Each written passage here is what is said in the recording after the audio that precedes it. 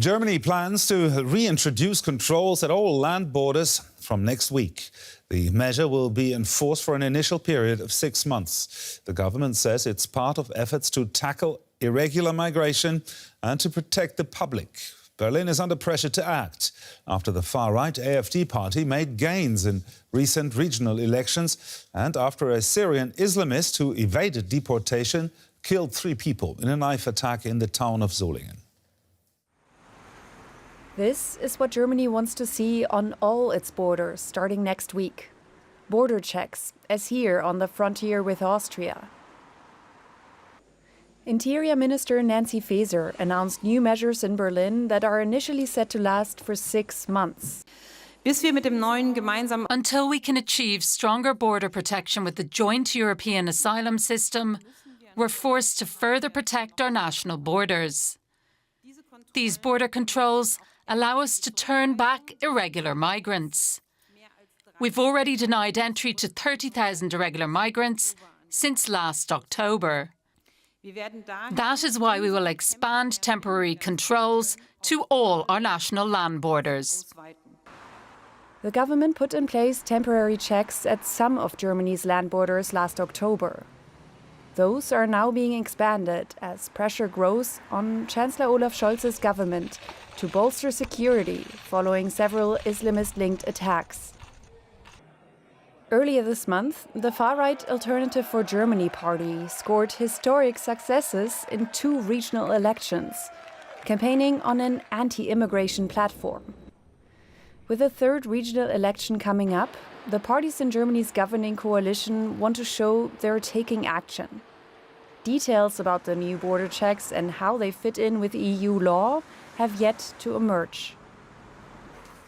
Raphael Bossong is an expert on migration policy at the German Institute for International and Security Affairs. Welcome. Is this the end of the EU's open internal borders policy as we know it? Well, there is a considerable risk. I mean, one has to keep it in historic perspective. There have been various crises in the past. Let's not also forget Corona, when we really closed down the borders for real.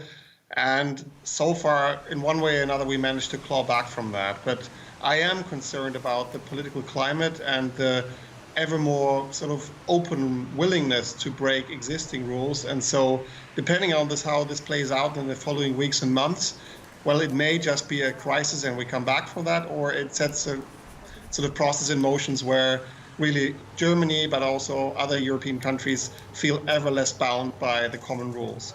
Well, let's talk about the political climate. Do you think this is a solution-oriented policy or symbolic action in response to the recent electoral successes of far-right parties in Germany? Well, it can't be such black and white decision. I mean, border controls, and we will see how they will actually be implemented, do have some effect, yes.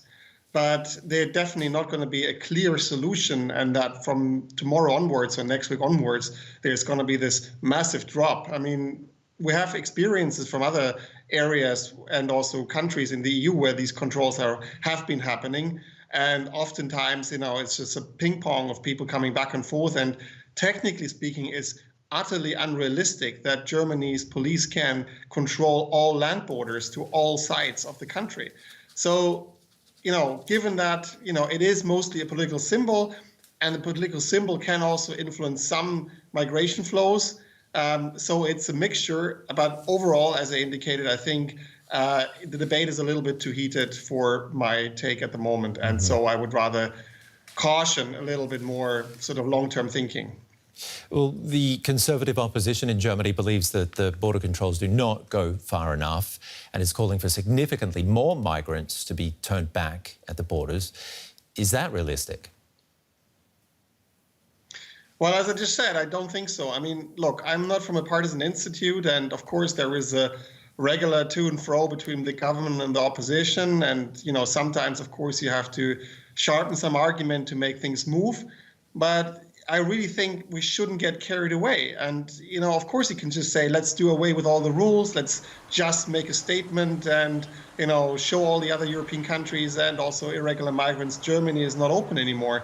But I really don't think this is the right way forward and technically not possible.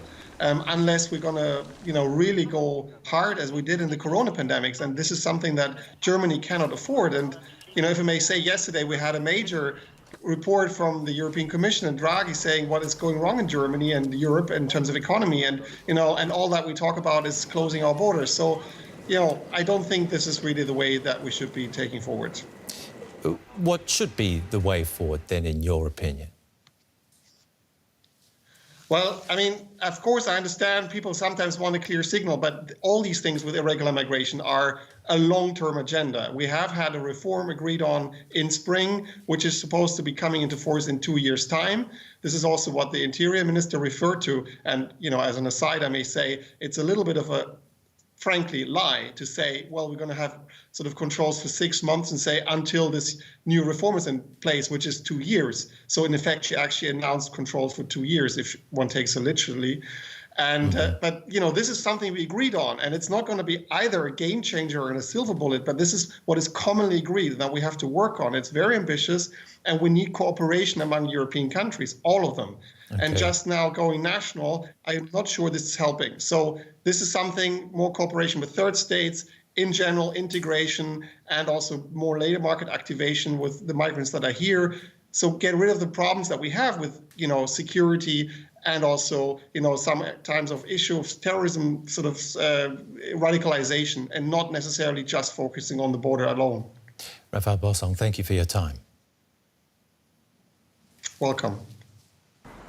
And for more on this, we are now joined by our Brussels correspondent, Lucia Schulten, and our political correspondent, Julia Saudelli, who is standing by for us at the German-Polish border in Frankfurt on the Oder in eastern Germany. Julia, let's start with you. At the crossing where you are, controls have in fact been in place since last October. What do the cross-border commuters who are affected by it tell you? Well, as you might be able to see behind me, there's currently a lot of cars here lining up, heading towards the police checks that are right behind that bus there. You might be able to see them in a bit. But basically what happens here is that cars drive by, and a police officer may or may not stop them. They may ask to check their documents. They also have been stopping people walking by. And obviously this does cause some disruption here. Ahead of me over there is Poland, behind me is Germany, and there is slowly a line of cars forming. I have talked to a couple of people here who live on the German side, and they've told me actually they're not really concerned about these issues, the traffic forming. They're actually very happy to have border controls here. They say that they're mostly worried about too many migrants coming into Germany, and that is basically their main concern. But there is definitely, on a broader level, concern that with extended border controls on more borders, that this may cause trouble for commuters, but also for trade within the EU. Now, Lucia, border controls don't normally take place within the so-called Schengen area. How does that German decision sit with European law? So yes, indeed. So usually once you have entered the Schengen area, which most of the EU member states are part of, you can move around and travel freely. This is the rule, but there is an exception to that rule. And this exception foresees that in very extraordinary circumstances, such as if there is a threat to public policy or to internal security, a member state can introduce temporary border controls as a last resort. But this is not the only question which is being discussed, whether this is the case in Germany or not, the only question under EU law. The other question is also that there's not only the border checks which are being discussed, but also the question whether you can send away migrants, especially people asking for asylum, right at the border. And this is another question under EU law which plays into this debate in Germany right now. Julia, is exactly that Interior Minister Nancy Faeser has said that a model is currently being developed in her ministry that makes it possible to do just that, to send people back directly at the border. What makes that so difficult? Can you tell us more? Yeah, so we don't exactly know what kind of plan the German government has come up with. They said they first want to discuss it with the CDU, the Conservative Opposition Party, in talks that are expected to happen today. What we know is that the CDU has been pushing exactly for that, for basically at the border turning away people, including asylum seekers who might have already registered in other European countries, may have already applied for asylum in other European countries, and this is quite a controversial issue. It is unclear whether it would be legal. What Germany is doing at the moment is that they're stopping people from entering who, for example, have a ban on entering Germany, or who try to come in and say they do not want to request asylum, but they do not have, for example, a visa or the right documents to come into the country. Lucia, how are Germany's neighbours reacting to the decision to make more border controls and to actually send people back?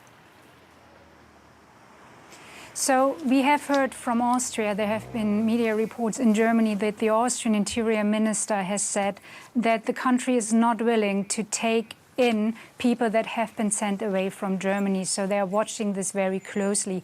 You can be sure that also the other members, the other neighboring countries of Germany are watching. What is, I think, worth to say is that Germany is not the first or the only country that has been reintroducing border checks. There has already been, for example, Austria, also France, that have introduced border checks, also saying that their asylum systems are under pressure and that this is the reason to reintroduce temporary border controls. So nevertheless, what is happening right now could really prove as a test for European unity, because this principle of free movement is very fundamental in the European Union. And as Julia said earlier, it really affects a lot of people that go live and work in one state, so that would have to cross the border every day. So plenty of potential for inner EU conflict there. Julia, the German government is under pressure, though, following the recent electoral success of the far-right AfD in 2 state elections. To what degree did that influence this sudden border clampdown? I would say to quite a big degree. Now, the migration has been at the top of the political agenda for months now, but it has intensified the pressure on the government recently after a terrorist attack that happened in the western city of Solingen, where a failed asylum seeker from Syria killed 3 people at a city festival. And after that, the AfD, a far-right party, for the first time winning a state election in eastern Germany. The AfD, which has focused on its anti-immigration policies, basically to win more votes.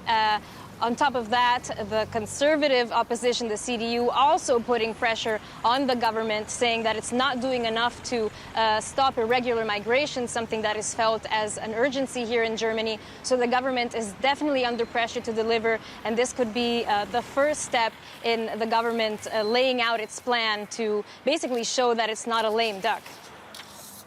DW correspondents Lucia Schulten in Brussels and Julia Saudelli at the German-Polish border in Frankfurt on the Oder. Thank you both very much.